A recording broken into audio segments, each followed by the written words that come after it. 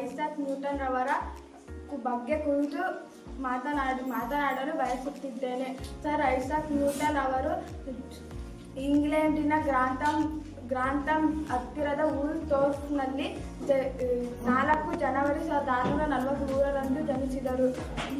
ವಿಜ್ಞಾನದ ಇತಿಹಾಸದಲ್ಲೇ ಸಾಮಾನ್ಯವಾಗಿ ಅವರನ್ನು ಅತ್ಯಂತ ಮೂಲ ಮತ್ತು ಪ್ರಭಾವಿ ಸೈದ್ಧಾಂತಿಕರಾದ ಎಂದು ಭಾವಿಸಲಾಗಿದೆ.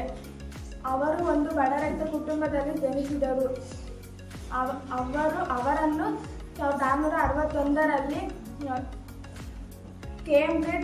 ಕೇಂಬ್ರಿಡ್ಜ್ ಎಂಬ ವಿಶ್ವವಿದ್ಯಾಲಯಕ್ಕೆ ಕಳುಹಿಸಲಾಯಿತು. 1665ರಲ್ಲಿ ಕೇಂಬ್ರಿಡ್ಜ್ನಲ್ಲಿ ಪ್ಲೇಗ್ ಹರಡಿದ್ದರಿಂದ ಅವರು 1 ವರ್ಷಗಳ ಕಾಲ ರಜೆ ತೆಗೆದುಕೊಂಡಿದ್ದರು. ಇದೇ ಸಂದರ್ಭದಲ್ಲಿ ಸೇಬಿನ ಮರದ ಕೆಳಗೆ ಹೋಗಿ ಕುಳಿತುಕೊಂಡಾಗ ತಕ್ಷಣವೇ ಅವರ ಮೇಲೆ ಸೇಬು ಬಿದ್ದಿರುವುದೆಂದು ಹೇಳಲಾಗಿದೆ. ಈ ಘಟನೆಯ ನ್ಯೂಟನ್ರನ್ನು ಚಂದ್ರನು ಅದರ ಕಕ್ಷೆಯಲ್ಲಿರುವಂತೆ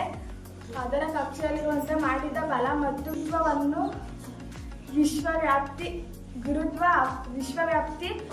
ನಿಯಮಕ್ಕೆ ಕಾರಣವಾಯಿತು. ಸುಪ್ರಸಿದ್ಧ ನಿಯಮಗಳನ್ನು ಪ್ರತಿಪಾದಿಸಿದ್ದರು.